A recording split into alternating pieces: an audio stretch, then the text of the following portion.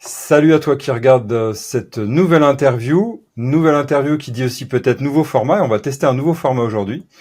J'ai la chance et l'opportunité d'interviewer Arthur Laneluc, lead dev Angular. Mais bon, je vais me taire. Arthur, je te laisse te présenter. Ouais, ça marche. Bah déjà, je te remercie pour l'invitation et pour cet échange. Je pense que ça va être très sympa. Donc Avec oui, plaisir. effectivement. Donc je m'appelle Arthur. J'ai 28 ans et ça fait maintenant, je pense, un peu plus de 8 ans que je fais du dev. Donc je pense que j'ai un parcours assez classique où j'ai fait un master. Donc j'ai fait une alternance et puis après j'ai continué là-dedans et ça m'a bien plu. Juste par rapport au contexte, aujourd'hui, c'est que maintenant, je suis plutôt lead dev sur du Angular. Bon. Mhm. J'ai plutôt un profil full stack, mais j'ai vraiment une appétence sur le front, et en particulier avec Angular. Initialement, j'ai commencé sur du back, donc sur du Java pendant mon alternance. Mais il me manquait un peu ce côté un peu concret de voir les choses et de vraiment pouvoir dire c'est moi qui l'ai fait, on va dire, et de vraiment pouvoir partager dessus. Donc c'est pour ça que je me suis un peu dirigé vers le front au fur et à mesure. Et voilà, enfin, au fur et à mesure des projets, des différents contextes, je suis passé freelance. J'ai vu donc différents typologies de projets parce que je pense que c'est important de voir différents contextes pour voir dans quel contexte est-ce qu'on peut s'épanouir. Ouais, clairement. Je pense qu'en fonction des profils, il y en a qui sont peut-être plus propices à l'épanouissement en fonction des personnes que d'autres. Mhm. Et donc voilà, donc c'est un peu toujours dans le dev. Je pense que je prends de plus en plus plaisir du coup à voir un peu ce qui gravite autour maintenant, mais toujours en gardant un côté, on va dire, dans le côté technique, parce que c'est vrai Ouais. que j'aime beaucoup ça et on apprend tout le temps, donc je trouve que j'ai vraiment la chance d'avoir trouvé comme ça un boulot qui me plaît autant et dans lequel je me projette sur le long terme, donc très content là-dessus de pouvoir échanger à ce sujet aujourd'hui. Super. Je vais rappeler un peu la chaîne ici. Evan le chat curieux. Merci pour ta présentation d'abord. Evan le chat curieux, curieux de la tech toujours, avec deux axes full stack, .NET et Angular. Ça tombe bien. Et curieux aussi de l'humain, et c'est ça que je veux mettre en avant sur cette chaîne. Et donc si tu regardes cette vidéo, tu verras, il y a d'autres interviews qui sont aussi dans tout ce nouveau format, ce nouveau cycle. Et donc c'est vraiment interviewer des humains, des devs qui développent, mais aussi tout ce qui gravite autour du monde du dev. Donc ça peut être du PO, ça peut être des Scrum Masters, ça peut être des lead IA. Bref, il y a des belles surprises qui vont arriver aussi. Et aujourd'hui, on va tester un nouveau format. Le nouveau format, c'est mes 10 meilleurs conseils de dev. Un format qui va un peu changer. Donc je vais le découvrir avec toi, ce format. On va le tester ensemble. Et on commence, je te laisse commencer avec peut-être le premier conseil, si ça te va. Ouais, carrément, ouais.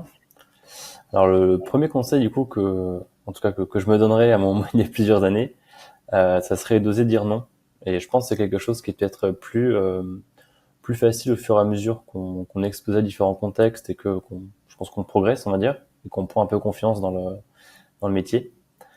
Mais je pense que c'est un peu le conseil que je retiens le plus du livre Clean Coder, donc qui est par le même auteur que Clean Code. Sauf qu'en fait, Mhm. ce livre, c'est plutôt qu'il va se concentrer sur la partie de comment être un bon professionnel plutôt que sur la partie technique et vraiment implémentation côté dev. Donc c'est ce que j'ai beaucoup aimé. Et ce que je retiens en fait, c'est vraiment le fait de limite dire non par défaut, mais en cherchant à toujours dire oui. Alors l'idée c'est pas c'est pas d'être le collègue toxique qui veut jamais bosser, qui va toujours casser les pieds de tout le monde, mais c'est plutôt généralement plutôt qu'une fonctionnalité à ajouter, pas forcément dire oui directement. C'est pourquoi est-ce qu'on doit la faire, est-ce qu'il y a vraiment besoin de l'ajouter, est-ce que Mhm. c'est vraiment le bon besoin. En fait, pour moi, c'est un peu faire preuve d'esprit critique, parce que le risque que je vois et même que j'ai vécu, hein, à toujours dire oui, c'est on va toujours avoir des besoins à rajouter, il y aura toujours de nouvelles fonctionnalités qu'il va falloir implémenter, toujours des deadlines qui vont changer. Et le problème, c'est qu'à chaque fois, si on dit tout le temps oui, tout simplement, les personnes qui vont vous demander de faire ces tâches vont peut-être tout simplement pas être au courant parce qu'elles sont pas réalisables Mhm. dans le contexte en tout cas qui nous est donné et qu'il y a des choses qui sont à refaire. Mhm. Et en fait, je pense que par défaut, peut-être qu'on pense que ça va leur rendre service de toujours dire oui.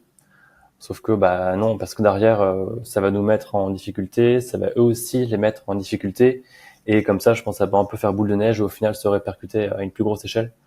Donc c'est pour ça que je pense que c'est important mais c'est compliqué aussi au début, même après, hein, mais de dire non justement et d'essayer d'être critique par rapport à ça, Hmm. pour justement comment est-ce qu'on peut faire pour dire oui, mais voilà, en challengeant un peu, parce que des fois peut-être qu'il faut changer un peu le besoin ou c'est peut-être des petits changements, mais qui permettent d'intégrer ces changements et ces demandes plus facilement et de façon aussi plus durable Hmm. pour soi, mais aussi pour le reste de l'équipe, du projet.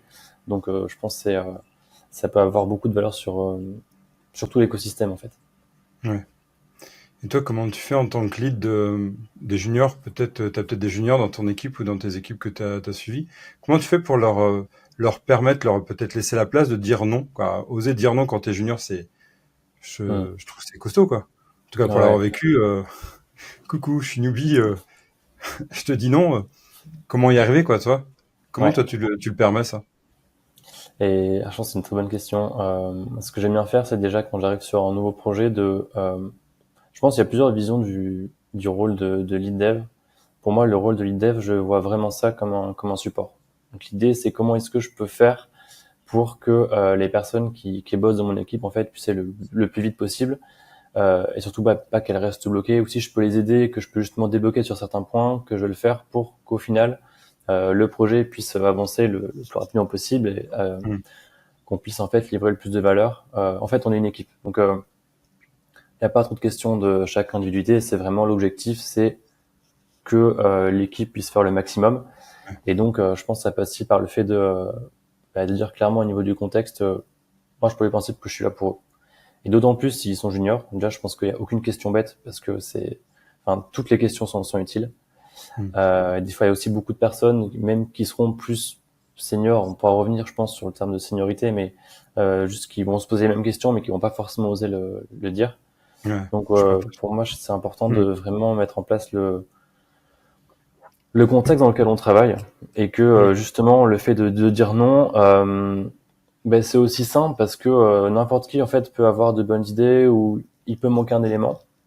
Et aussi le fait de dire non, ça veut peut-être dire j'ai pas assez de contexte ou Hmm. alors que cette chose-là n'a pas été expliquée de la bonne façon ou qu'elle pourrait être expliquée encore différemment pour que une autre personne puisse le comprendre. Donc c'est pour ça. Je pense que c'est pas parce qu'on dit non, faut aussi, enfin, pas faire attention, mais dire non c'est une chose, il y a aussi la forme qui l'accompagne. Et effectivement, si à chaque fois on va dire non à quelqu'un en disant bah non, ce que tu dis c'est nul, ça sert à rien. Ouais, là, Hmm. mais c'est un environnement qui est assez toxique et je pense que ça va pas pousser en fait sur la situation. Donc c'est vraiment l'idée en fait, c'est ok de dire non, c'est ok d'avoir des questions. Limite, j'essaye de les encourager au maximum parce que je pars du principe que je suis là pour ça et que c'est les contextes, en tout cas moi, que j'ai préféré d'avoir des contextes qui un peu plus, des collègues pardon avec un peu plus d'expérience qui ont pu Hmm. m'aider à progresser très rapidement. Et du coup maintenant, bah, c'est ce que j'essaye de mettre en place aussi quand j'arrive sur un projet pour tout simplement pour transmettre ce que j'ai eu la chance d'avoir quand j'ai commencé quoi. Donc c'est ce que j'essaie d'instaurer en tout cas comme climat. Ouais, un climat d'écoute, quoi, et de permettre le non. Même, donc, tu discutes avec un junior et le junior te dit non, t'es OK. Quoi, bien sûr, comme tu Ah dis, avec les bah formes. oui, bien sûr, parce que Hmm. en fait, je trouve ça même plus sain et je sais que c'est compliqué de dire non, mais je pense que derrière ça. Et puis c'est bien parce que si, mettons qu'on propose quelque chose et qu'en face la personne dit non, peut-être que elle a pas été convaincue et donc Hmm. qu'on a peut-être pas, enfin c'est pas amené les bons arguments et peut-être que, euh, en fait, je pars du principe qu'il n'y a jamais peu importe la situation, il n'y a jamais de confrontation avec une personne directement. C'est la situation en fait qui est la Hmm. confrontation. C'est pas la personne en tant que telle. Et du coup, si une personne dit non, bah, pour moi, c'est forcément fondé sur quelque chose. Je pense pas que les personnes prennent vraiment plaisir à juste dire non à tout comme ça pour vraiment dans un but de casser. Et c'est plutôt justement s'il y a un point de blocage, bah, déjà réussir à identifier. Et ensuite, comment est-ce qu'on va pouvoir faire pour délier ce point? Parce que Hmm. des fois, effectivement, ça peut aussi être, bah, effectivement, oui, tu me dis non pour une certaine raison. Et bah, t'as raison, j'avais pas pensé à ça. Ou effectivement, avec ce contexte-là, je pense que personne a raison tout le temps, et c'est pour ça en fait ça pousse à l'échange. Donc je pense que c'est beaucoup plus sain justement que plutôt que d'absolument accepter de façon un peu dogmatique ce que va dire quelqu'un qui va avoir plus d'expérience ou même avec ses clients. Hmm. Parce qu'au final, ça permet vraiment de, je pense, trouver les vraies causes des problèmes. Et je pense que tout le monde est gagnant au final dans ce Ouais. contexte-là, quoi. Hmm. Tu parlais de seniors, je l'avais vécu en formation où quand tu transmets, et souvent les seniors osent moins dire, osent moins poser de questions Mm. que les juniors.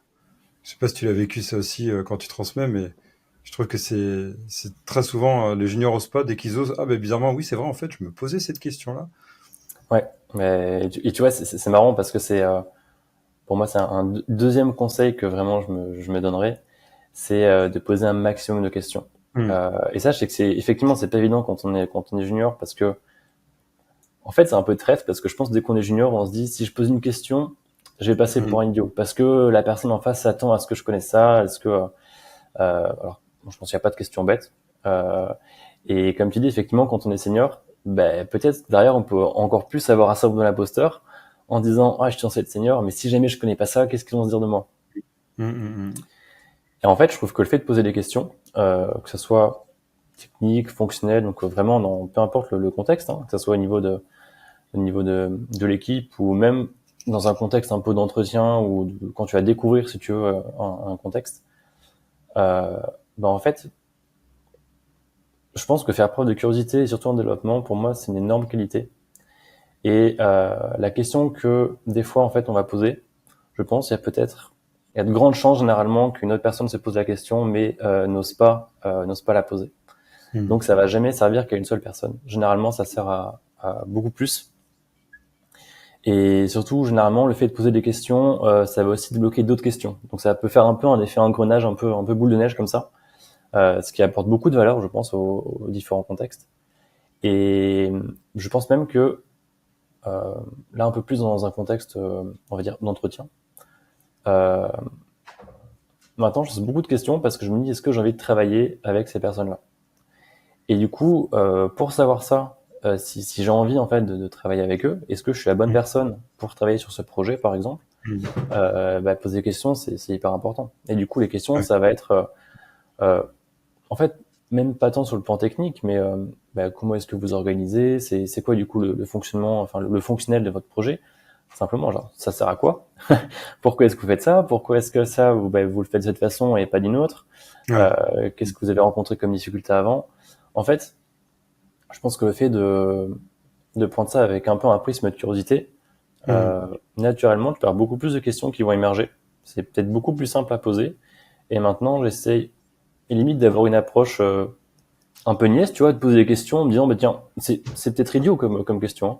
Mais tiens, est-ce que tu peux m'en dire un peu plus là-dessus? Et généralement, même des contextes, d'un point de vue technique qu'on pense maîtriser, quand quelqu'un va poser une question, on peut aussi se rendre compte que ah ben ça en fait, Ouais. je fais comme ça un peu par automatisme. Et du Hmm. coup, ça fait du bien que quelqu'un nous pose une question parce que du coup, on est obligé de savoir l'expliquer, de creuser un peu plus le sujet des fois. Et en fait, même à la personne qui répond à la question, ça apporte énormément de valeur parce que ça la pousse justement à savoir expliquer. Et ça, je trouve que ça a beaucoup de valeur. Donc c'est pour ça, je pense vraiment que c'est, en fait, c'est bénéfique à tout le monde dans n'importe quel contexte. Hmm.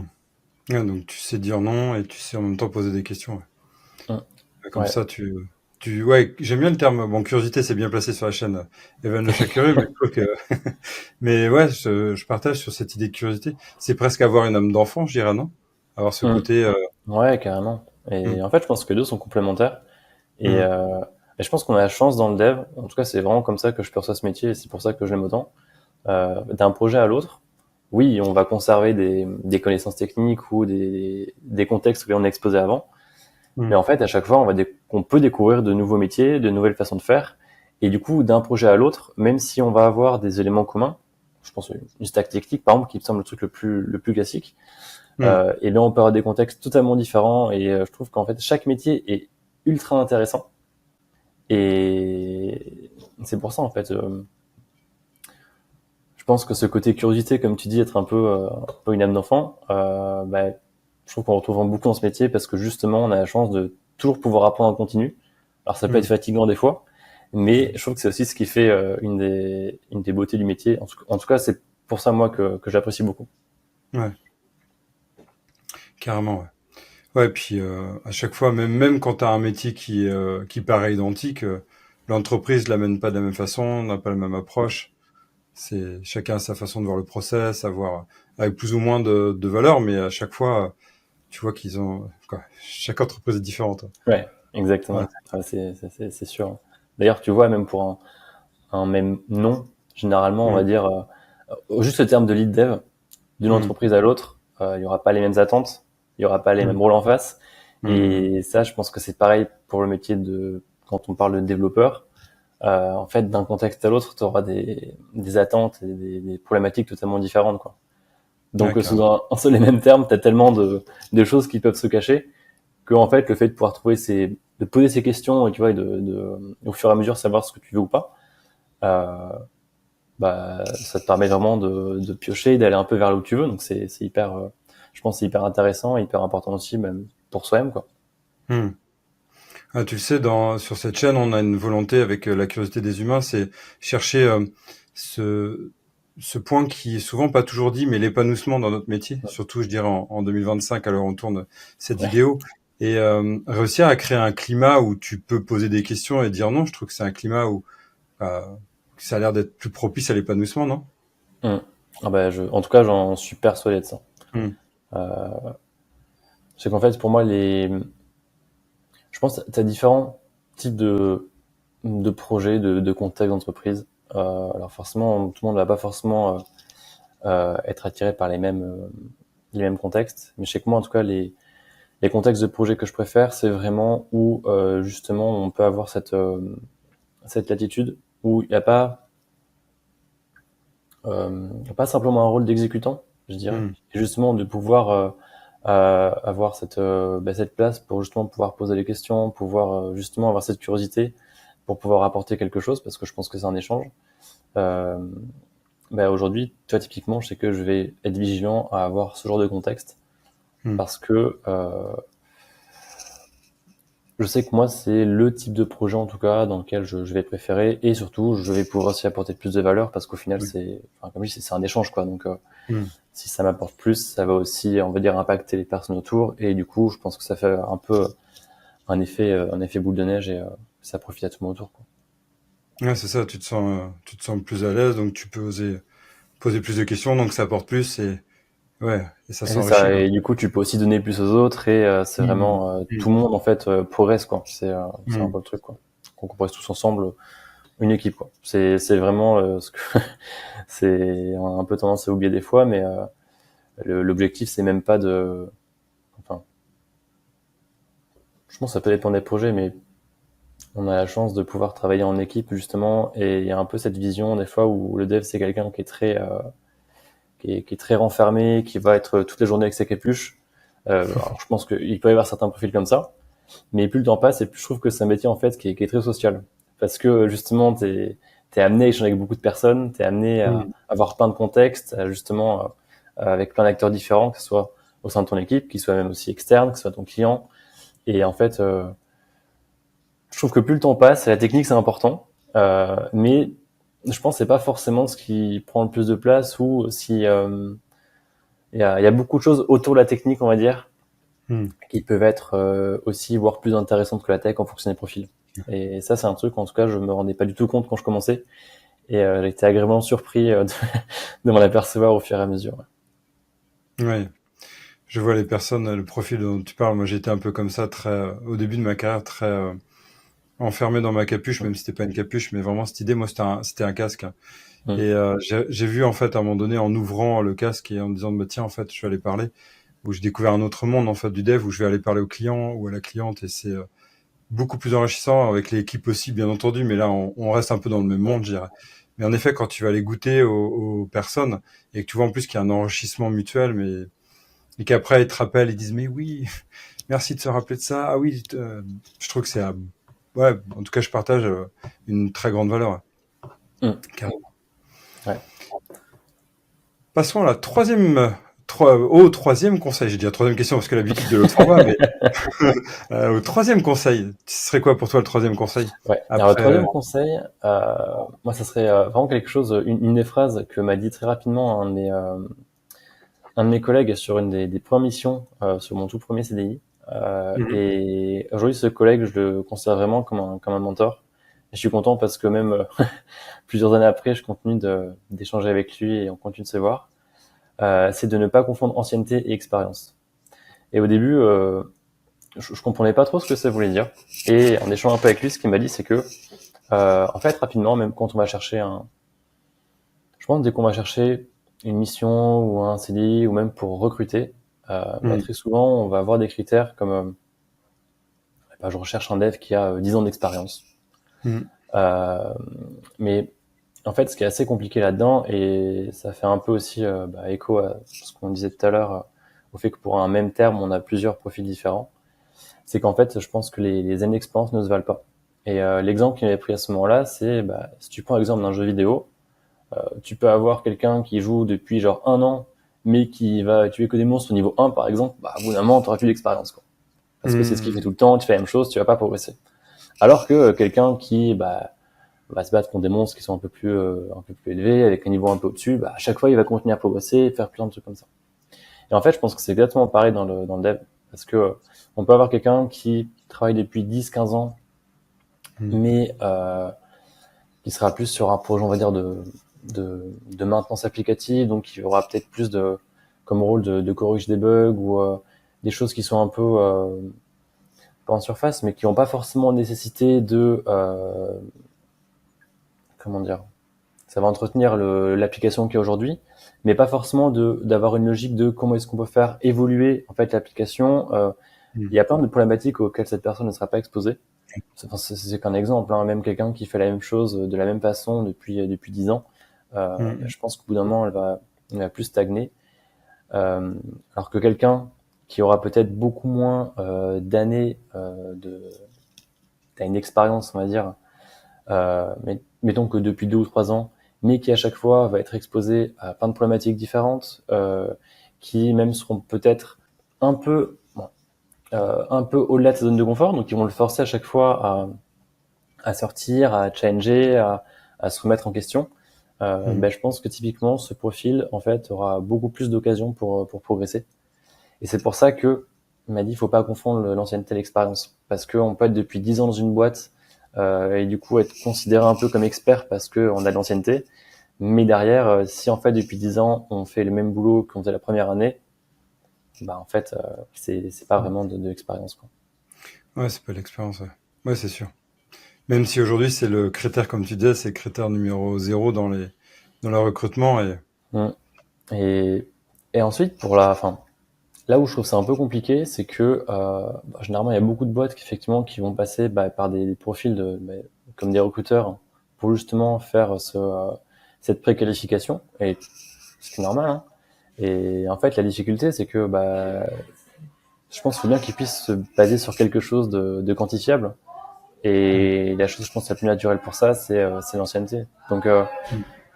c'est pour ça que c'est pas évident. Mhm. Et en vrai, je sais même pas comment est-ce qu'on pourrait vraiment faire, tu vois, pour faire cette distinction, parce que, je pense qu'il faut pas non plus leur jeter la pierre. Ils font ce qu'ils peuvent avec le marché et on va dire la vision qu'ils peuvent avoir. Et typiquement, c'est le plus naturel, quoi. Donc, Ouais, c'est sûr. c'est pas évident. Ouais. Donc toi, tu conseillerais quand même d'amener à un dev de toujours se challenger, quoi, de pas rester dans sa zone de confort, d'aller chercher à aller creuser, à aller découvrir de nouveaux projets, des nouvelles techniques, quitte à peut-être changer, je sais pas, de framework, de stack, quoi.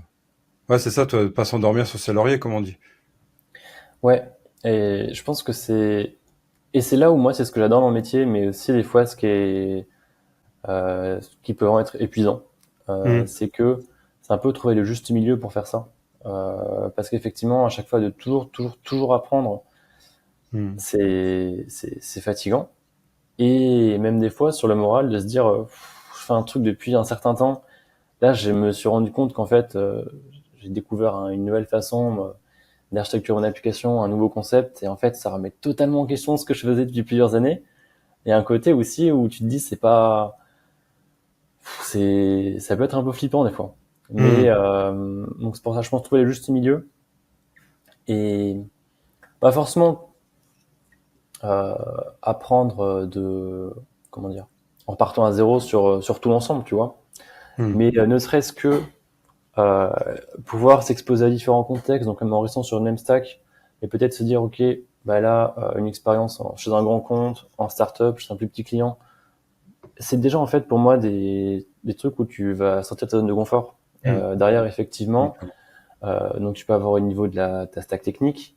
Je sais que moi par exemple, tu vois, j'ai une appétence pour le front et j'aime vraiment beaucoup bosser avec Angular, mais je pense que c'est aussi important de faire du back parce que derrière tu peux aussi un peu avoir la vision d'ensemble sur comment est-ce que ton projet va s'interfacer et bah, même si tu es amené à bosser que sur du front, ça reste important en fait de savoir comment est-ce que c'est fait derrière. Ouais, clairement. Derrière, de pouvoir tester différentes technos, bah, front comme back. Euh, En fait, ça peut être très très large pour moi là où tu peux sortir de ta zone de confort. Donc, c'est pas forcément à chaque fois à partir de zéro, mais ouais, qu'à chaque fois être un peu challengé justement et s'exposer à d'autres à de nouvelles problématiques en fait. Parce que Hmm. derrière, tu vas venir piocher dans ces différentes expériences. Et en fait, pour moi, c'est vraiment ça ce qui va constituer ta vraie expérience. C'est que tu vas pouvoir venir piocher sur différents contextes, sur différentes problématiques et pouvoir un peu bah, assembler tout ça pour t'en servir et ça s'alimente en continu, quoi. Hmm. Ouais, clairement. Ok. On passe au quatrième. Yes. Quatrième conseil. Tu parlais tout à l'heure d'expérience et d'ancienneté. Ça serait quoi le quatrième pour toi? Conseil. Pour moi, de quatrième, donc sur l'expérience et l'ancienneté, Hmm. euh, c'est un peu ce que j'ai dit tout à l'heure, mais dans un contexte Hmm. d'entretien. Bah, je L'entretien. pense que Ouais. c'est plus à l'aise. Je pense que c'est plus facile de mettre en place quand on a un peu plus justement d'expérience et qu'on a déjà vu quelques contextes. Mais c'est un entretien. Avant, j'étais vraiment dans l'optique de me dire, il faut que je prouve quelque chose. Il faut que je prouve quelque chose pour prouver que je suis la bonne personne pour ça, que j'ai assez de connaissances. Et ça, en fait, que ce soit pour un CDI ou même pour une mission en freelance, hein, je pense que il y a un contexte de je dois me vendre pour avoir ce poste, cette mission. Maintenant, ce que je me dis, en étant exposé à différents contextes, en ayant un peu plus idée sur bah, qu'est-ce que j'apprécie Hmm. moins, où est-ce que je peux apporter vraiment de la valeur pour le Hmm. client. C'est au niveau de la posture que je vais avoir. Je vais pas chercher à prouver et je vais essayer de poser un maximum de questions. C'est un peu ce qu'on a dit rapidement tout à l'heure, mais savoir si j'ai envie de travailler dans ce contexte avec la personne en face. Et ben en fait, des fois, dès qu'on se rend compte que c'est pas le cas, être ok avec le fait de dire non ou de Hmm. pas être la bonne personne pour ce profil. Hmm. Parce que derrière, ça peut desservir le client, mais ça va aussi nous desservir nous dans l'épanouissement. Si on sent que c'est pas vraiment un oui franc et massif pour qu'on n'a pas envie de bosser avec cette personne en face, euh, bah peut-être qu'on aura le boulot, la mission, le job, mais je pense que rapidement, justement, on va être dans un contexte où on sera moins stimulé, on va moins s'épanouir, et derrière, je pense que ça peut être un peu plus compliqué. Donc, essayer de vraiment être vigilant justement à tous ces signaux euh, Ouais. pour ouais, pour s'épanouir et juste. Bah, je pars du principe que la majorité du temps, dans une journée, en fait, on va la passer dans ce contexte-là à bosser, et parfois peut-être même plus souvent qu'avec nos familles et nos amis. Donc Hmm. c'est trop dommage en fait de pas s'éclater. Je sais que moi j'ai pas trop ce lien de séparation perso et pro. Et du coup pour moi c'est très important bah, de me sentir bien en fait là où je suis parce que on passe un long moment. Donc autant que ça soit le plus sympa possible et justement que ça puisse profiter aux clients, mais aussi nous que ça nous profite et qu'on ait envie en fait de venir travailler quoi. Ouais, Donc clairement. vraiment de pas prouver mais savoir la posture, est-ce que j'ai envie de bosser avec eux et bien de travailler avec quelqu'un et pas pour quelqu'un. En tout cas pour moi c'est quelque chose qui est important. Hmm. C'est un échange quoi. Hmm. J'aime bien ta phrase, avec quelqu'un et pas pour quelqu'un. Ouais. J'avais cette attitude-là aussi dans ma jeunesse de prouver, en effet. Mm. Mais une sorte de pression interne qui était même peut-être même pas dite par le client Mm. en free, quoi, et ouais, prouver, essayer de, comme s'il y avait une sorte de radar qui inspectait, et Ouais. à un moment donné, quoi, peut-être lié à, on a discuté dans une autre interview sur le syndrome de l'imposteur, qui est peut-être un lien, mais Mm. ce côté de chercher à prouver, ouais, Ouais. ouais, travailler avec, ouais. Ouais, top. Ok. Ben, merci pour ce quatrième. On passe au cinquième, ça te va? Ouais.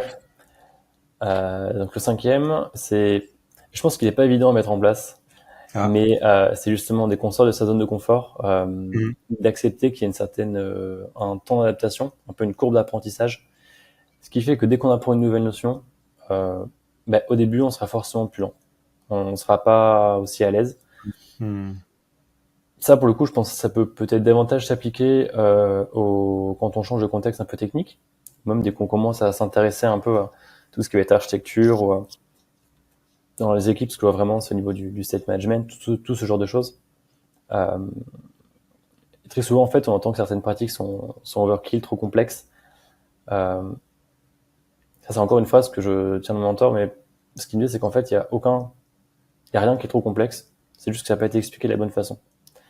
Et je pense qu'il y a vraiment Mhm. ce côté que, en fait, au début, ce qui est perçu comme de la complexité, c'est qu'on découvre quelque chose. On n'a pas encore les automatismes. On n'a pas encore été exposé à forcément peut-être beaucoup de problématiques où on n'a pas encore les billes pour y répondre de façon instinctive. Et du coup, il y a forcément un temps d'adaptation, mais que ce temps Ouais. est nécessaire parce que c'est vraiment ça ce qui va nous permettre de se remettre en question, de challenger un peu. Pourquoi est-ce que je devrais faire ça? Pourquoi est-ce que je devrais pas le faire? C'est un peu des essais-erreurs. Et c'est normal, faut l'accepter. Mais même si ça prend plus de temps au début, en fait, au fur et à mesure, je pense que ça permet vraiment de gagner du temps parce que derrière, on va découvrir une autre façon de faire. Et je trouve que c'est trop dommage d'être hermétique, on va dire, aux nouvelles pratiques parce que ça nous semble trop complexe. Mhm. Mais ça demande peut-être justement d'avoir la chance d'avoir quelqu'un qui peut nous guider ou nous aiguiller un peu là-dessus. Euh, mais ça serait ouais, vraiment ça, d'accepter ce temps d'apprentissage et de pas systématiquement se fermer quand quelque chose nous semble nouveau, en tout cas qu'on ne connaît pas et que ça nous semble trop compliqué. Laisser un peu le bénéfice du doute. Et en même temps, tu dis de quand même être accompagné dans ces périodes-là, non? C'est ça? Je pense que c'est D'avoir beaucoup plus quelqu'un. simple. Ouais, je pense que c'est beaucoup plus simple d'être accompagné. Enfin d'ailleurs c'est ce qu'on voit avec les différents coachings. Hein. Mhm. Je sais que tu vois, je me suis déjà fait coacher pour différentes choses, que ce soit technique ou même sur d'autres aspects, on va dire un peu Mhm. plus on va dire humain au business. Mhm. Et ce que je constate, c'est que effectivement, tu peux trouver toutes les ressources sur Internet gratuitement, t'as tout ça. Mais si t'as un collègue ou même un ami, tu vois, pas forcément de payer pour ça, mais en tout cas, si t'as quelqu'un qui peut te transmettre cette expérience, euh, c'est beaucoup plus facile d'échanger comme ça. Tu vois, typiquement, Mhm. tout l'échange qu'on peut avoir ici, c'est beaucoup plus simple de l'avoir comme ça, euh, on va dire en personne ou par visio, mais de pouvoir échanger avec quelqu'un, parce que tout ce qu'on s'est dit ici, rien que de l'avoir par écrit, de devoir trouver les ressources, de devoir les lire, ça demande beaucoup plus d'énergie. En tout cas, personnellement, ça me demanderait beaucoup plus d'énergie. Mhm. Et tu vois, je pense que d'avoir des échanges, ça peut un peu faire rebondir à d'autres choses, nous faire penser et du coup poser d'autres questions. Et c'est pour ça que je pense que c'est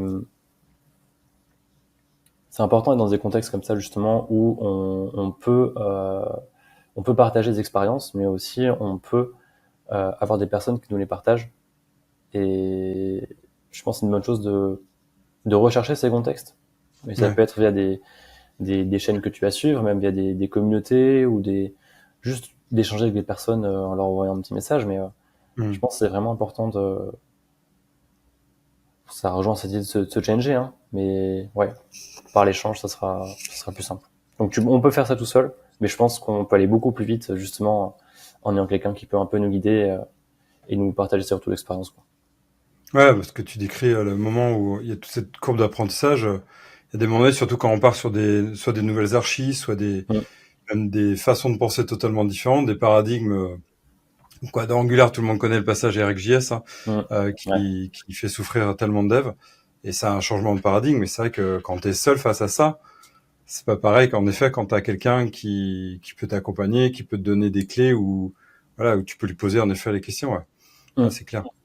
Carrément, ouais. Ouais, c'est pas, c'est, ouais, c'est, mais après réussir à se donner le temps, toi, parce que tu parles d'être free. Toi, comment t'arrives, c'est une question qui est à côté, mais qui est en lien. Comment t'arrives, toi, à prendre du temps par rapport à ça? Parce que toi, courbe d'apprentissage, c'est-à-dire que faut aussi se donner le temps et avoir le temps et Hmm. pouvoir avoir le temps d'apprendre. Ouais. Euh, Là, je pense que aussi quelque chose que j'ai la chance, c'est que pour l'instant, je suis encore à un âge où, bah, mine de rien, j'ai assez peu de contraintes. Hmm. J'ai pas encore d'enfant, j'ai pas de, je suis assez libre sur mon temps. J'aime, j'aime bien travailler. Aussi, c'est Hmm. aussi quelque chose qui est important, je pense. J'aime bien travailler, apprendre de nouvelles choses, donc c'est quelque chose que je prends plaisir à faire. Mais derrière aussi au niveau des missions, ce que bah, je vais essayer de chercher des contextes où, notamment via les questions, où justement je sens qu'il y a cette appétence pour le partage. Hmm. Derrière, bah, même pour les personnes que tu peux suivre sur les réseaux ou sur YouTube ou bah, de justement quand je vois qu'il y a quelqu'un, on va dire, qui va faire du contenu avec lequel qui a plus cherché à être clivant qu'à partager quelque chose, je vais pas hésiter à me désinscrire. Enfin, je vais essayer d'être Hmm. sélectif par rapport aux personnes que je suis parce que ça peut être très fatigant aussi de voir souvent du contenu, mais euh, de limiter le bruit par rapport à ça, parce que je sais que personnellement ça m'impacte beaucoup, ça me prend beaucoup d'énergie.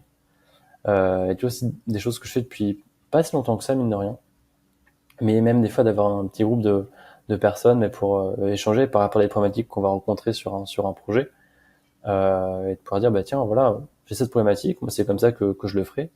Euh, Qu'est-ce que vous en pensez quoi? Du coup juste un Hmm. petit loom avec eux pour expliquer un peu le contexte, qu'on discute un peu de par rapport à ça, on montre un peu de code, voilà en gros une reproduction minimale, je pensais faire ça, ou alors tiens, j'ai trouvé là cette nouvelle façon de faire. Bah, typiquement avec le Signal Store, je sais qu'on a pas mal, donc c'est un peu une façon de faire assez récente liée aux signaux dans Angular. On a pas mal Hmm. échangé par rapport à ça, et ça, je trouve ça génial parce que du coup, ben, on peut échanger, on se challenge un peu mutuellement, et puis c'est vraiment axé autour du partage, quoi. Donc encore une fois, Hmm. autour de l'échange. Euh, donc ouais, si je pense que le plus simple pour moi, c'est de pouvoir en discuter avec des personnes. Mais derrière, si on n'a pas, enfin, je pense il y a beaucoup de moyens maintenant d'avoir accès à ces personnes. Hein. Je pense, qu'il faut pas hésiter à envoyer des messages, que ce soit sur un Discord, un LinkedIn, mais un mail à la Hmm. limite. Mais je pense généralement c'est assez bien reçu. Et limite Ouais. ça fait plaisir aussi aux gens de voir qu'ils peuvent aider. Donc faut surtout pas éviter. Enfin, Hmm. vraiment je vous encourage vraiment à le faire pour le coup. Euh, et ouais, je pense que c'est le plus rapide vraiment de pouvoir échanger par rapport à ça, quoi. Hmm. Yes. Bah tiens, c'est sûr que c'est un point important. Et je crois que tu as une chaîne, toi. Tu as une chaîne YouTube. Oui, alors j'ai déjà une Ouais. tube là que c'est quelques temps que j'ai pas posté, mais Ouais. je vais m'y remettre. Et ouais, bah Je mettrai les liens. ça marche bien, merci. Ouais. Bah, c'est un peu, c'était un peu l'intention au début de cette chaîne, c'est que justement, c'est surtout à propos d'Angular, mais aussi je pense des concepts qui peuvent être assez appliqués au développement général. Euh, c'est que j'ai eu la chance d'avoir des personnes justement qui ont pu dans des contextes où j'ai pu échanger avec eux. Et j'essaye vraiment de pas avoir un point de vue vraiment dogmatique, mais c'est plutôt de partager, enfin, plus des retours Hmm. d'expérience, de choses de comment est-ce que je l'ai fait, et justement en essayant de mettre l'accent sur pas trop le résultat, mais plutôt le schéma de pensée en fait. C'est Hmm. ce que j'essaie de faire maintenant dans mes échanges, c'est pourquoi est-ce que je le fais, euh, parce qu'en fait le résultat en tant que tel, ça peut tellement changer d'un contexte à l'autre. Donc alors, ce qui est plus important pour moi, c'est justement comment est-ce qu'on va y arriver, Hmm. et justement je pense que dès qu'on va découvrir quelque chose, on va un peu avoir tendance à copier-coller ce qu'on voit. Et c'est hyper normal, hein, parce que Hmm. on va calquer au début parce qu'on pense que c'est la bonne façon de faire. Et justement, de pouvoir un peu expliquer pourquoi est-ce qu'on fait comme ça, je pense que ça peut donner un peu plus de billes aussi quand on veut transmettre quelque chose pour, je sais pas, c'est d'un peu plus d'esprit critique, mais au moins d'avoir plus de contexte sur pourquoi est-ce que c'est fait et pas le faire de façon un peu systématique et justement Ouais. de laisser un peu de l'attitude si jamais la personne veut un peu twister, de comprendre pourquoi est-ce que c'est fait comme ça dans ce contexte-là et pas Hmm. forcément dans un autre. Ouais. Donc c'est ce que Ouais, c'est de carrément. transmettre en tout cas et Hmm. ce que c'est de partager quoi. Ouais, je mettrai le lien en bas de cette vidéo. Ça sera fourni. Cool. On passe, bah ouais. On passe à sixième Ouais. conseil. Alors sixième conseil, là c'est on va revenir sur un truc un peu technique. Ouais. C'est vraiment de faire du refacto au fur et à mesure. Mais le refacto, c'est pas une refonte. Euh, je crois que j'avais déjà un peu entendu le terme de règle du box code, je crois. C'est en fait typiquement à chaque fois dès qu'on passe sur un fichier, il n'y a pas forcément besoin de changer plein de trucs, mais si on voit qu'il y a un nom qui est pas très parlant, ou alors un comportement qui peut être dans une méthode, ou quelque chose vraiment qui peut être un peu rapide à faire, mais qui peut Hmm. donner un peu plus de contexte, et ben le faire au passage, quoi. Et je pense que c'est plus simple à appliquer en fait dès qu'on va travailler sur une fonctionnalité, qu'on va un peu naviguer dans du code, qu'on va voir quelque chose qui est peut-être pas très explicite et qu'on peut améliorer ne serait-ce que d'1% assez rapidement. C'est beaucoup moins risqué, ça peut permettre de faire les choses de façon beaucoup plus maîtrisée que de s'embarquer dans des grosses refontes qui vont durer très longtemps et bloquer et bloquer les Hmm. développements. Et puis après en fait la petite feature qui en fait doit durer 2 jours, qui dure 2 semaines parce que ah ouais mais j'ai commencé un refacto et Hmm. généralement Hmm. c'est la pelote de laine. Donc ouais, plutôt faire un peu au fur et à mesure. Hmm. Euh, et ouais, je préfère en fait faire ça pendant mes devs et l'intégrer pendant mes développements, Hmm. plutôt que de devoir bloquer des temps vraiment pour ça ou derrière. En fait, ça serait un peu rattaché à un autre conseil que j'aurais, serait de privilégier une approche incrémentale. Hmm. Euh, Hmm. j'ai vu pas mal de contextes, des fois on voulait essayer de tester une nouvelle façon de faire, ou typiquement tester le signal store, qui est une solution de state management, ou tester une nouvelle façon une nouvelle pratique d'architecture. Euh, le truc, c'est que je pense que il y a très peu de projets sur lesquels on peut se permettre de geler les développements pardon, pendant plusieurs jours, Ok. plusieurs semaines pour des problématiques techniques. Parce qu'il Hmm. faut pas oublier, moi je pense que la tech c'est bien, mais il faut que ça serve le business. Et la tech pour la tech, je pense que ça sert pas à grand chose et même ça dessert à mon avis le projet. Donc justement, comment est-ce qu'on peut intégrer ces phases de refacto pour toujours livrer de la valeur? Et Hmm. aujourd'hui, je suis beaucoup plus à l'aise avec le fait de justement de faire cohabiter peut-être deux façons de faire de manière temporaire, le temps de tester une solution, si on voit que ça marche, et derrière de reprendre au fur et à mesure dès qu'on va toucher au code ou dès qu'il y aura un peu de temps, Ah, je plutôt vois. qu'absolument chercher de faire des refontes et des tâches purement techniques qui vont en fait bloquer le produit. Et en Hmm. fait, et derrière, au-delà de pas apporter de valeur, ça risque aussi, je pense, de décrédibiliser l'équipe technique, parce que des fois, en fait, nous, on comprend ça parce qu'on est tech, mais je pense que ça peut être compliqué à comprendre pour quelqu'un qui est externe, pour un client ou ne serait-ce que quelqu'un qui a un profil un peu plus fonctionnel, Hmm. de se dire pourquoi est-ce que tu fais ça en fait. Enfin, c'est pas important, il n'a pas besoin. Donc vraiment de faire en sorte plutôt d'avoir quelque chose de peut-être un peu plus long, mais qu'on peut appliquer sans Ouais. bloquer et en faisant cohabiter des choses. Hmm. Parce que généralement, je pense que si on fait ça un peu en bonne intelligence, il y a beaucoup plus de chances que ça passe. Et il y a beaucoup moins d'impact et on peut avoir la main dessus beaucoup plus facilement, quoi. Hmm. Ouais, carrément. Je te rejoins. Donc là, on est à quoi? 6 et 7 ou juste 6 de conseils? Ouais, ouais 6, ouais, je pense que celle-là, elle compte. À compte C'est dedans? un peu la 6, ouais. Ouais, D'accord, ouais. Ok. Ok, ouais. Donc chercher les euh, refactos au fur et à mesure de manière itérative, si j'ai bien compris. ouais c'est ça. Ouais, petit à petit, Et, tu passes à un endroit, tu vois et tu modifies. Je dirais peut-être aussi en discuter comme ça, comme tu disais, t'apportes aussi en mmh, même temps de la valeur. Ouais, carrément, ouais, un jour. carrément. Hmm. C'est vraiment à chaque fois. Ok. Si tu peux faire juste 1% d'amélioration, bah go. Enfin, Hmm. c'est c'est trop dommage de devoir attendre pour faire ça alors que tu peux l'embarquer un peu au fil de Hmm. l'eau Ouais, et c'est un peu un effet qu'on pose derrière, quoi. ouais, clairement, hein. J'ai vécu une expérience comme ça. Je me rappelle d'un projet. On l'avait repris un peu tard et à un moment donné, on a été obligé de dire stop, alors que Mmh, on aurait pu en effet quoi. C'est pas nous qui l'avons fait, l'autre équipe avant, mais vraiment au lieu de faire de la refacto continuellement, petit à petit, il y a une phase où on a été obligé de dire au client et comme tu décrivais, impossible de mmh, qu'ils comprennent l'intérêt. Donc on a utilisé des arguments de type performance. Ah, c'est bon là, ça titille un peu. ouais, Ils étaient ok. Ça a été vraiment la croix à la bannière pour réussir à pas convaincre, mais plutôt qu'il adhère, voilà, dans ce mmh, sens-là, qu'il adhère à cette nécessité de refacto. Et il a vu, en effet, la différence après. On a éliminé, je sais pas combien de bugs grâce à ça. C'est une courbe qui était croissante et exponentielle. Et donc, on a assez réduit. Mais ouais, c'était exactement ce que tu décris. C'est plutôt y aller, je partage, ouais. refacto Ouais. continuel, carrément. Hum, Et tu vois, ça fait penser à je pense le prochain conseil qui est assez Mmh. rapide mais qui est lié à ça, c'est Mmh. typiquement maintenant quand je vais faire un développement, je vais Ouais. pas chercher à tout découper de façon trop granulaire du premier coup. C'est peut-être plus typiquement, je prends l'exemple côté front, mais je vais avoir un écran à faire. Mmh. Je vais pas forcément chercher à faire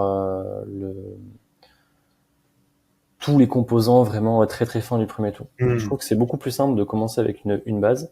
Euh, Tu fais tout l'écran ou tu fais on va dire un bloc, un comportement qui fonctionne. Ouais, Une carrément. fois que tu as quelque chose qui fonctionne, qu'est-ce que tu peux extraire dans un autre composant, une méthode, une fonction et en fait, c'est beaucoup plus simple, je pense. Alors, faut aussi faire ce travail un peu de refacto au fur et à mesure, pas forcément bosser pendant une semaine et puis après se dire ah tiens maintenant comment est-ce que je peux comment est-ce que je peux tout reprendre. Mais en fait Mmh. d'avoir quelque chose qui fonctionne et derrière le reprendre petit à petit, parce que c'est Mmh. beaucoup plus simple en fait de découper un gros bloc que commencer à faire plein de petits blocs et se rendre compte ah attends en fait peut-être que cela ils devraient être ensemble et du coup je Ouais. devais devoir tout casser pour tout refaire. Donc vraiment essayer de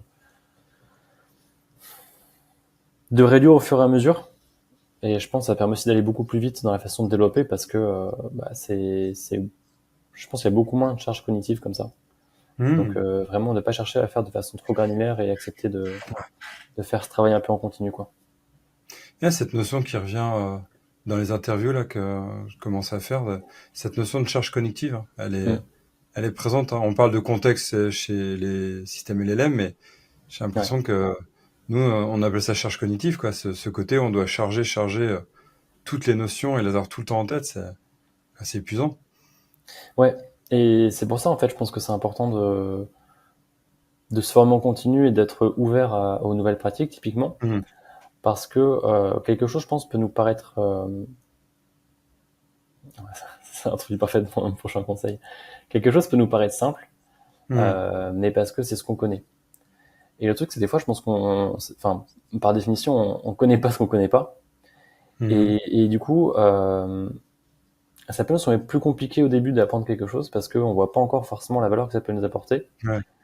Mais des fois, en fait, je pense que c'est un investissement, et typiquement dans tout ce qui est notion d'architecture, qui vaut vraiment le coup parce que ça peut permettre de réduire la charge cognitive par la suite pour soi, mais Mhm. aussi pour l'équipe. Et typiquement, en fait, peut-être plus côté design. Enfin, on parle du X quand on voit une interface. Mais pour moi, en fait, le fait de réduire cette charge cognitive, c'est tout ce qui va être la DX, la Developer Experience. Et pour moi, c'est ni plus ni moins que l'UX côté dev, en fait. C'est un peu Mhm. l'UX du code. Ouais. Et c'est pour ça que toutes ces pratiques, ça peut sembler compliqué parce que c'est nouveau au début. Mais derrière, je trouve que c'est beaucoup plus agréable parce que ça permet d'avoir quelque chose où, en fait, on va beaucoup moins réfléchir, je pense, pour les mauvaises raisons. Et je trouve que ça laisse derrière la possibilité de pouvoir justement toute cette réflexion, on va pouvoir l'avoir sur comment est-ce que je vais apporter de la valeur un peu côté produit, à mes utilisateurs, comment est-ce que je peux faire ça. Parce que d'un point de vue technique, on va pouvoir avoir des choses qui sont plus standardisées, des workflows qu'on va retrouver ailleurs. Et en fait, ça va Mhm. prendre beaucoup moins de charge mentale parce qu'à chaque fois, on va se dire, ok, ok, j'ai mon Ouais. process, je fais tac, tac, tac, Mhm. tac, tac, et je pense que quand on a une architecture en tout cas, qui correspond bien aux besoins de l'équipe, où tout le monde s'y retrouve, ce que je me suis aperçu, c'est qu'on peut avoir ce workflow assez rapidement, en fait, où c'est un peu toujours la même façon de faire, mais je trouve que ça permet vraiment de se concentrer sur les choses qui peuvent avoir plus de valeur ou sur lesquelles nous on peut apporter plus de valeur, quoi, plutôt que de passer Mhm. du temps à chasser les bugs, à faire tout ça. Donc c'est Ouais. vraiment important. Ah, donc tu disais en huitième conseil, ce serait quoi? Ce serait de pas confondre la simplicité, c'est ça que tu veux dire, ou pas se faire avoir avec la... Ouais, c'est un peu de pas se faire attention, de pas se faire avoir avec tout ce qui est. Des fois, on a un peu le terme de Yagni, de Kiss, de garder les choses simples, Oui, mais de pas ah se oui. faire avoir. Et justement, ce qui est simple, pour moi, c'est ce qu'on connaît. Et c'est très Mhm. subjectif, parce que d'une Mhm. personne à l'autre, la même chose ne sera pas simple. Mhm. Euh, et du coup, pas se faire avoir avec ces termes et justement d'être ouvert à apprendre ces nouvelles pratiques, se remettre un peu en question, parce que le code simple, je trouve que c'est simple à comprendre au début, mais Ouais. on se rend pas compte de la charge mentale que ça peut nous provoquer au quotidien. Mhm. Parce Mhm. qu'on se prend, comment dire, on réfléchit pas à l'instant T, Par contre, toutes les micro-interactions qu'on va avoir avec le code par la suite, on va devoir réfléchir et ça, on n'y fait pas attention. Et du coup, Hmm. ça va augmenter la charge cognitive, alors que en prêtant un peu attention à tout ce qui est pratique d'architecture, de nouveaux concepts, ça peut permettre justement d'alléger cette charge mentale, même si au début, il y a une petite phase d'apprentissage. Sur le long terme, ça permet justement d'être beaucoup plus serein, je trouve, dès qu'on va développer sur Hmm. le projet, Hmm. pour acheter des features ou corriger des bugs, quoi. Ouais, il y a quand même la phase d'apprentissage, comme tu dis, quand même de l'équipe ou de ceux qui rentrent dans le Mm. projet. Parce que des fois, ça peut être vraiment déroutant. Moi, je me rappelle d'un projet qu'on avait développé, on avait créé un standard, on avait respecté aussi des standards. Et à un moment donné, bon, c'était une période du projet. Le projet est passé de main en une autre main, donc une autre équipe. C'était le client qui voulait, pour des raisons qui leur appartiennent. Et le personne qui a repris dit, ah là, mais c'est trop complexe. C'est exactement ce que tu décris. Mm. En fait, c'était pas trop complexe. C'était simplement que il y avait aussi cette phase d'apprentissage qui déroutait complètement et qu'après, en fait, une fois que tu l'as compris, tu avais au contraire un allègement parce qu'il y avait des respects de ce qui se faisait, quoi. Et Ouais. ça, c'est. Mais il y a aussi cette phase quand même ouais, d'apprendre malgré tout. Il y a cette phase, ouais, d'apprendre les nouveaux concepts pour après se sentir à l'aise, quoi. Ouais. Et tu vois, ça, je pense que ça introduit très bien. Je pense que le meilleur conseil que j'aurais, ça serait justement c'est un peu lié à ça. Hmm. Euh, je pense qu'apprendre dans un premier temps, c'est nécessaire, mais aussi de chercher à comprendre et pas Hmm. juste à apprendre.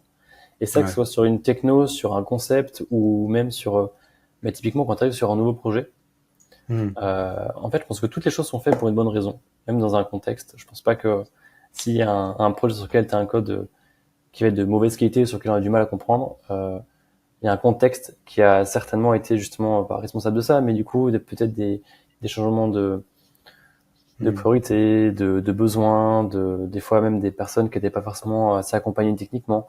Il y a plein de choses. Ou même pour un nouveau concept, et vraiment du coup de chercher à comprendre pourquoi est-ce que ça fonctionne, pourquoi ça fonctionnerait pas, c'était quoi un peu l'idée derrière. Ouais. Parce que, en fait, le risque que je vois, c'est que si on s'arrête à la phase d'apprendre, on va un peu faire ce copier-coller qu'on a vu ailleurs, hop, on le fait et on applique un peu tel quel.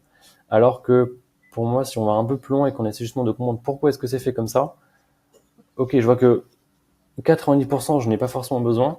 Par contre, peut-être que les 10% ici, je vais pouvoir m'en Hmm. inspirer dans mon contexte là pour faire quelque chose. Et Ouais. ça, je pense que c'est applicable à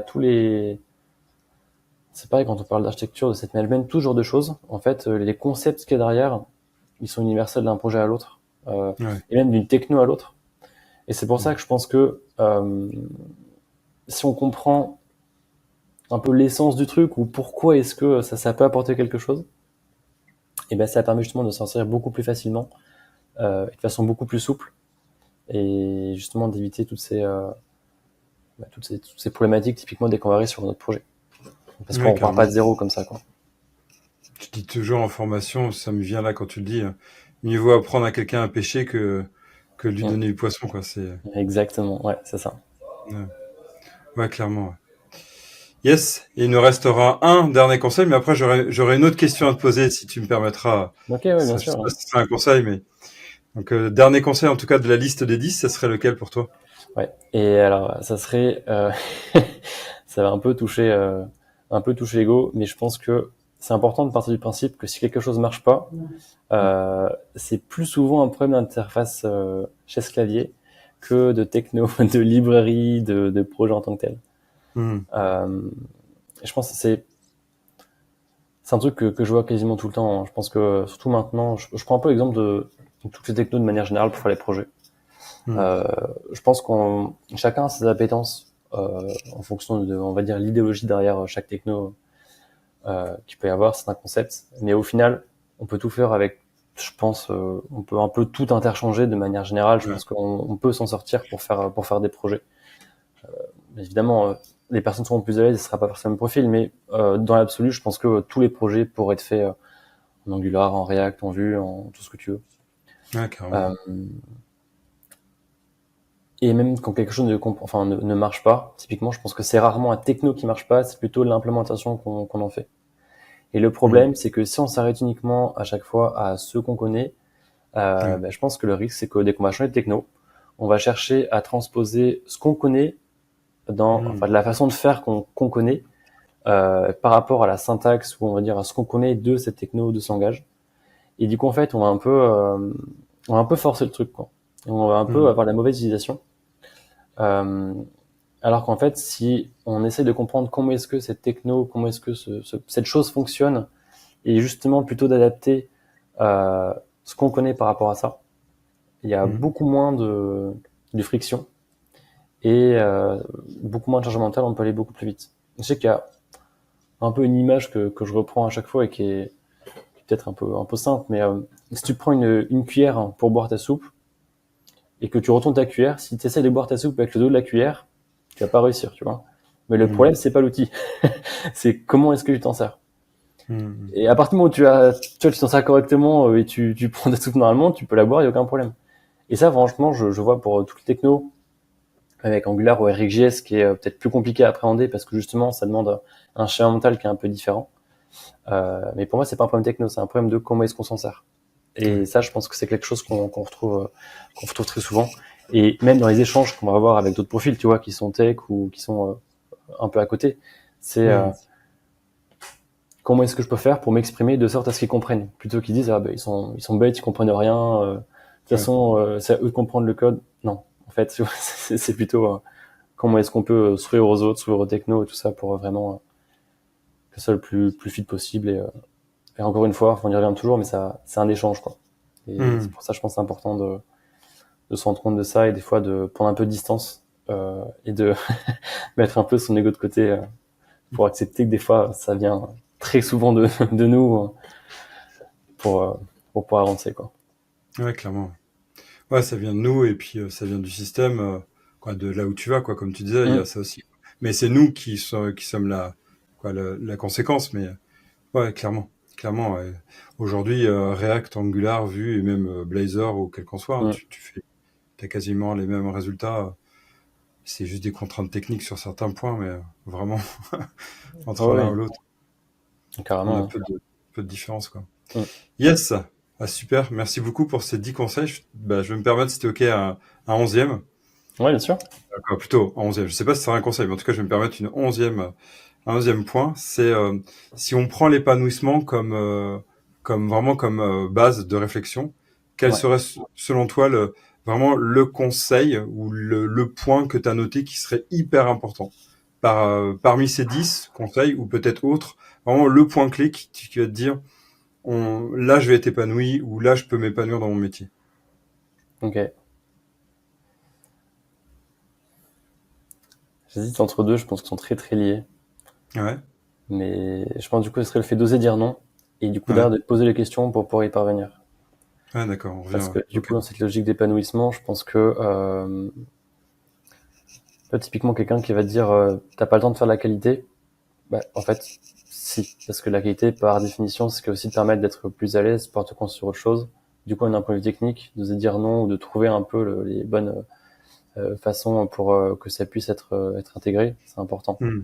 De même que quand tu vas vouloir tester une expérience ou voir un contexte, euh, c'est important de savoir ce que tu veux, mais aussi ce que tu veux pas. Et du coup, pour moi, les deux sont très très liés Hmm. parce que je trouve que c'est compliqué de dire non. Je sais pas si c'est personnel ou si c'est en France ou de manière générale. Mais je trouve que dire non, ça peut être compliqué, comme ça peut être Hmm. considéré pardon comme quelque chose de négatif. Ouais. Mais je pense qu'on gagnerait tous justement à être beaucoup plus à l'aise avec ça, parce que même quelqu'un qui va avoir un comportement avec lequel on serait pas d'accord, bah, c'est important de pouvoir l'identifier pour que ce Ouais. comportement ne puisse pas se reproduire par la suite. Donc je pense que c'est vraiment lui et ouais, le fait de dire non et poser des questions, parce que pour moi ça touche la tech et même je pense le côté perso un peu, en tout cas rapport, je pense de manière générale. Je pense que ça serait Hmm. vraiment ces deux qui sont très très liés, quoi. Ok. Cherche à créer une sorte de tableau de bord. Ouais. Là, je le Mhm. mettrai là, et punaiser tous les points Ouais. de l'écosystème de l'épanouissement. Donc, on rajoutera donc oser dire non et poser des questions. Ah, chouette, super. Merci beaucoup. Et si tu souhaites conclure, toi, tu conclurais comment notre interview? Un mot, une phrase? Ouais, un mot, une phrase. Et ben là, je te remercie parce que je trouve que c'est très très cool. C'est des sujets en fait, je trouve, on gagnerait à plus parler de manière générale tout ce qui est lié à l'épanouissement personnel ou professionnel. Donc je trouve ça cool justement, tu vois, que tu aies cette initiative et de pouvoir en discuter librement. Et je pense que c'est Mm. important et je pense que ça apporte beaucoup de valeur. Donc je pense que ça peut faire beaucoup de bien, on va dire, Mm. à la communauté en général. Donc je trouve que c'est une super initiative. Et ouais, c'était un très bon C'est moment. tout à Donc fait. merci à toi. Avec grand plaisir. Je passé un très bon moment aussi. Ouais. Merci beaucoup. Et si vous voulez suivre les autres interviews, ben, abonnez-vous. Vous savez comment faire. Et on se retrouve très très prochainement pour les prochaines interviews. Je vais reprendre une phrase que j'adore, mais je sais pas si elle est copyrightée. Il y a du lourd, il y a du très très lourd. Si vous connaissez le lien, Michel, si vous reconnaissez. Yes, et j'en profite pour faire un appel à la communauté. Si vous connaissez des PO, si vous connaissez d'autres leads dev, quelle que soit la technologie, même des technos que je ne connais pas, ça m'intéresserait d'ailleurs, en effet, d'aller voir des technos que je travaille pas du tout. On va prendre du COBOL, par exemple. Rien que ça m'intéresserait. Des personnes qui discutent avec des devs, donc des QA, des PO, comme je disais, Scrum Master, bientôt en rencontrer un, c'est dans quelques jours. Très hâte aussi, mais d'autres Scrum Masters, même des personnes qui ont mal vécu la partie agilité. Bref, tout ça pour essayer d'être dans cet écosystème de l'épanouissement. Surtout, tu me le dis et tu m'envoies un message via tous les réseaux sociaux et ce sera un grand plaisir de pouvoir échanger. Merci encore, Arthur, et puis je te dis à très vite. Et bonne progression et bonne avancée dans du coup de ce que j'ai compris dans le Signal Store et dans Angular. Merci. À très vite. Salut.